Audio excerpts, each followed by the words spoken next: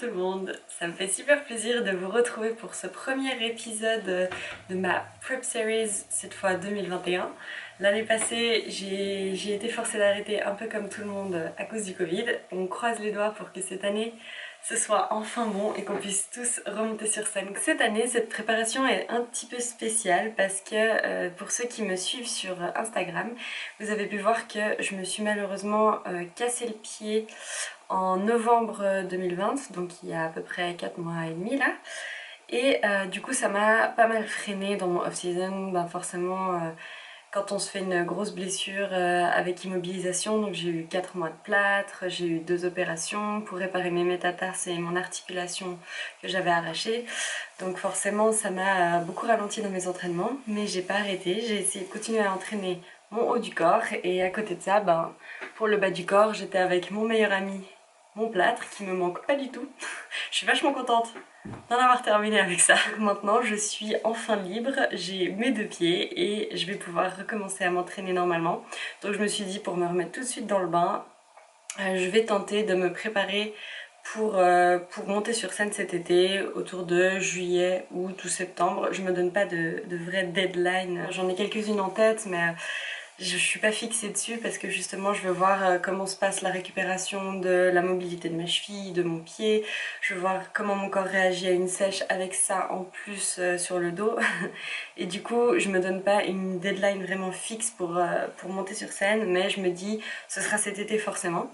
Je vous annoncerai au fur et à mesure de mes vidéos quelle compétition je décide de faire cette année. J'ai eu plusieurs fois cette question, avec qui tu te prépares cette année, est-ce que tu as un coach?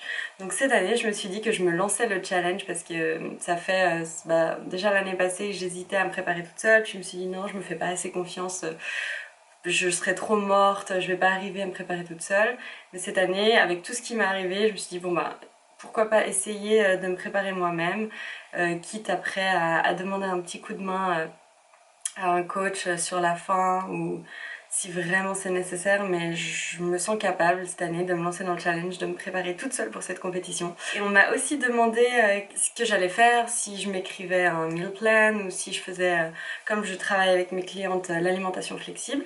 Il y a beaucoup de gens qui ne savent pas vraiment ce que c'est l'alimentation flexible, qui pensent que c'est juste de pouvoir manger tout et n'importe quoi H24 et de quand même atteindre ses objectifs, donc c'est pas du tout ça, mais je pense que si ça vous intéresse, vous pouvez me laisser un petit commentaire, j'expliquerai plus en détail une autre fois parce qu'on a pas mal de sujets à couvrir dans cette vidéo, mais j'explique avec plaisir ce que c'est vraiment l'alimentation flexible, parce que les gens ont vraiment trop tendance à croire que c'est juste manger McDo tous les jours et atteindre ses objectifs, mais non, c'est pas du tout ça. Moi j'aime de toute façon manger très souvent la même chose, ça varie légèrement, et l'alimentation flexible ça me permet justement d'avoir ces petites variations et de pouvoir tout de même rentrer dans mes macros et atteindre mes objectifs. Donc voilà, je me prépare toute seule et j'utilise le principe de l'alimentation flexible cette année, donc j'ai hâte de voir ce que ça va donner. Pour reprendre le sujet des compétitions que je décide de faire ou non, j'ai pas fixé les compétitions exactement, mais par contre ce qui est sûr c'est que je vais participer au championnat NPC et pas IFBB.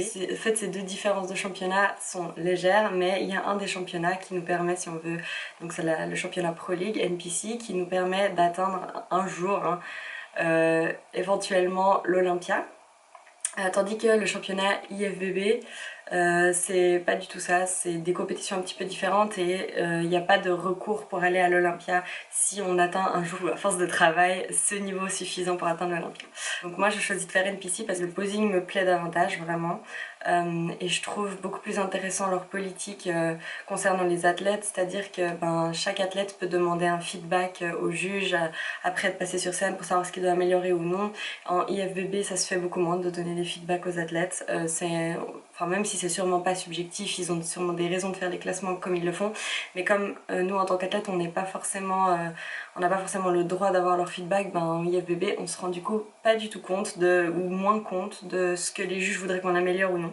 Tandis qu'en NPC on a vraiment des feedbacks afin de s'améliorer de compétition en compétition, et ça colle beaucoup plus à mon état d'esprit parce que je pense que peu importe le placement qu'on a, on a toujours quelque chose à améliorer. J'avais voulu commencer l'année passée ce championnat et que j'ai pas pu. Cette année ce sera vraiment mes premiers pas sur les scènes NPC et mon objectif c'est simplement de remonter sur scène et de me réhabituer un petit peu au talon, à la scène, au prépa physique et éventuellement pourquoi pas viser d'aller un petit peu dans les top 6, d'être dans les meilleurs de ma catégorie, mais bon, ça on verra une fois que j'ai fait ma première scène et les premiers feedbacks que je reçois des juges. Maintenant, d'un point de vue un peu plus technique, on m'a aussi pas mal demandé du coup ce qui était mon macro split de départ, si je faisais déjà beaucoup de cardio, si j'en faisais pas du tout, comment ça se passait justement la récupération avec mon pied.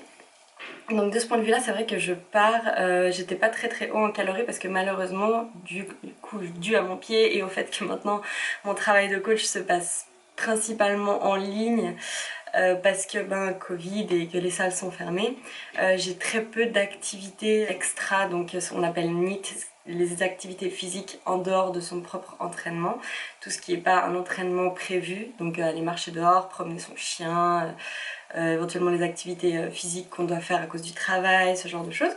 J'ai un NEAT qui est très bas de départ, ce qui est pas plus mal en fait pour commencer une prépa à cause du coup de mon pied.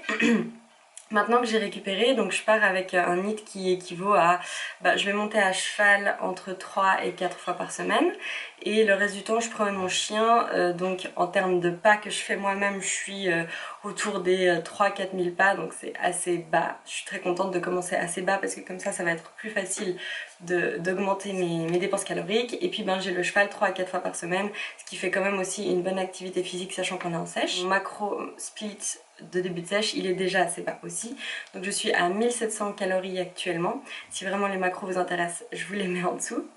Je veux juste préciser que c'est des macros que je calcule pour moi, qui sont personnels à mon métabolisme, à mon corps, donc ma taille, mon poids, mon activité physique, mes entraînements, parce qu'à côté de ça, je m'entraîne aussi quand même 4 fois dans la semaine, en musculation simplement. Donc ça c'est adapté à moi, ça sert à rien de me copier. Pour l'instant ça se passe très bien, je ressens même pas la faim, 1700 calories c'est pour dire que j'ai pas beaucoup d'activité. Mais j'essaye en fait, je me force à pas avoir plus d'activité physique parce que comme ça je sais que je peux rajouter du NEAT petit à petit dans ma prépa et j'ai pas besoin de me forcer à faire spécifiquement du cardio pour ma prépa tant que je peux ajouter du NEAT. Pour moi c'est beaucoup plus appréciable si je peux aller dehors, monter mon cheval une fois de plus dans la semaine, marcher un peu plus longtemps avec mon chien plutôt que de me tuer à faire 1 heure de cardio sur un tapis ou sur un vélo que je trouve vraiment chiant. Je vais vous laisser sur mon petit bilan, je vais vous mettre mes photos de départ. Je voulais aussi vous expliquer avec mes photos de départ que je pars avec un poids de 61 kg à peu près, ce qui est quand même 6-7 kg de moins que le départ de ma sèche l'année passée. Donc c'est parce que j'ai bien réussi à me maintenir en off-season avec une shape un peu plus sèche, sans souffrir de la faim, j'ai quand même mangé, etc. Après j'ai fait beaucoup plus attention parce que je me suis pas... après la sèche que j'ai faite, même sans monter sur scène en 2020, j'ai bien géré mon off-season, cette reverse diet, donc j'ai remonté mes calories petit à petit jusqu'à avoir une quantité de calories qui me suffisait pour me sentir bien et pour manger assez, sans grossir. Donc j'ai plutôt assez bien maintenu mon poids. Je pense que pour cette sèche, j'ai à peu près 7 kilos à perdre, 7-8 maximum, ce que je trouve assez raisonnable et je me laisse de toute façon vraiment le temps de le faire. S'il faut 20 semaines, 25 semaines, ce sera ça et je vais pas me stresser. Je suis assez sereine pour le début de cette sèche, c'est vraiment différent de celui de l'année passée où j'étais plus dans un stress de me dire il faut que je sois prête, il faut que je perde. J'avais 12 kilos à perdre pour la date fatidique, donc là c'est vraiment différent. C'est aussi pour ça que je préfère me préparer toute seule cette année parce que c'est un peu maintenant ou jamais en fait que j'ai l'occasion de faire ce challenge vu que j'ai le temps de le faire. Je vais vous mettre aussi le petit avant-après par rapport au début de la sèche l'année passée. Donc en décembre 2019 j'avais commencé cette sèche, VS maintenant en mars 2021, le début de ma sèche. Vous allez voir, je pense que mon physique, vous allez aussi comme moi le trouver assez différent. J'ai fait exprès de mettre en avant ma jambe droite qui est la jambe du pied que je me suis cassée. Vous allez voir la différence sur les photos surtout sur la photo de dos, entre ma jambe droite et ma jambe gauche, la qualité de la jambe est totalement différente, donc on voit que la muscu ça fait quand même des miracles. Cette jambe que j'ai pas pu travailler pendant 4 mois ou très peu, disons, j'ai un peu limité les dégâts, mais c'est pas exceptionnel. Donc vous allez voir que j'ai quand même un peu pris de cellulite et qu'elle est beaucoup moins définie, moins ferme. Ça c'est des choses que je vais du coup devoir rattraper et que je me réjouis de voir évoluer avec vous au fil des semaines. Si vous êtes arrivé jusque là, merci d'avoir regardé ma vidéo. N'oubliez pas de vous inscrire à ma chaîne si vous voulez continuer de suivre mes aventures. Et bonne journée tout le monde.